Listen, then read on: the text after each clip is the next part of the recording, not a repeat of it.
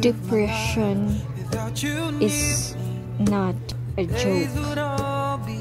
We are not experiencing in just a second.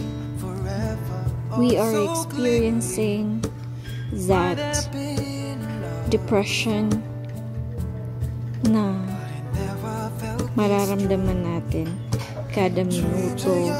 Iiyak ka nang hindi mo na lang nalalaman. At yung mga bagay na hindi mo rin maiintindihan, kaya mo namang gawin, pero wala kang energy para gawin ito.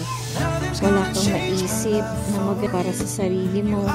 Nagmumukmuk ka, natutulog ka lang, at hindi mo lang alam kung anong gagawin mo sa buhay mo. Talagang parang araw-araw ka na lang napapagod at minsan ayaw mo na lang pumasok sa trabaho kasi kinakain ka na ng kalungkutan sa buhay.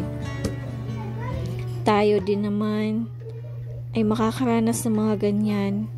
Ipahinga muna natin ang ating mga nararamdaman.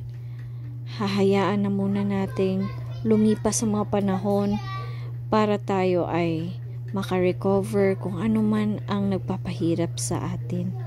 Minsan, pinapahirapan tayo ng Diyos dahil tinitest na yung faith natin.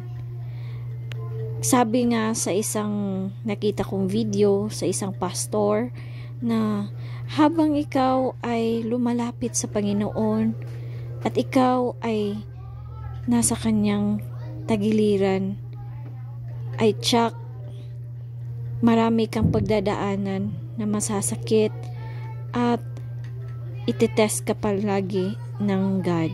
Kaya keep the faith and pray always as it is. Maraming salamat.